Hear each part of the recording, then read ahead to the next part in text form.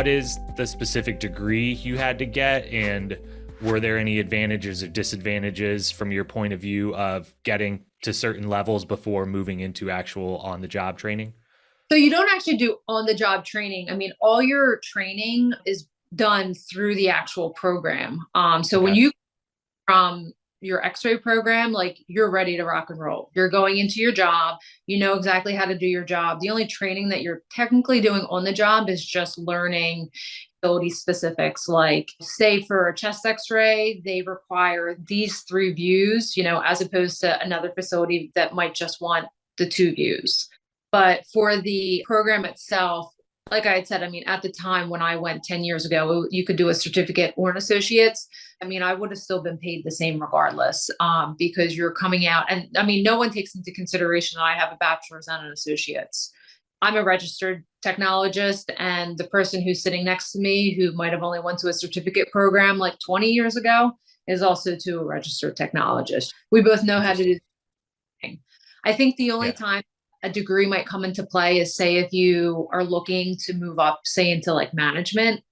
Sometimes, maybe depending on what hospital system that you work for, it might actually require you to have maybe something in like health management, like a health management degree. Basically, I think it's just really your personal preference of choosing what higher education form that you are going for. Hmm. At the end, all getting paid the same. The only difference that's varying and getting paid is your experience.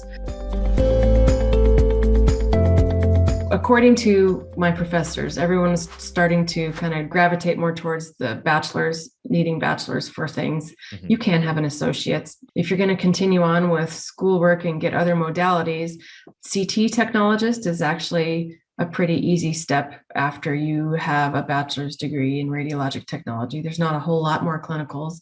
MRI is kind of the same. If you were to go into nuclear medicine, or add ultrasound or radiation therapy, it requires more. And lots of those programs, post-education or whatever they call it, most of them want you to have the bachelor's. So you have to actually, if you only have an associate's, you have to go get your bachelor's at the same time too, because there's a lot more learning in those.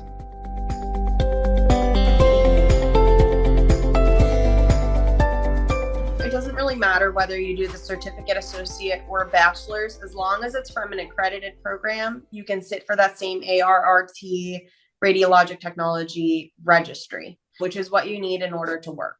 So if your end goal is just, I want to be a radiologic technologist, I just want to work, then it doesn't matter.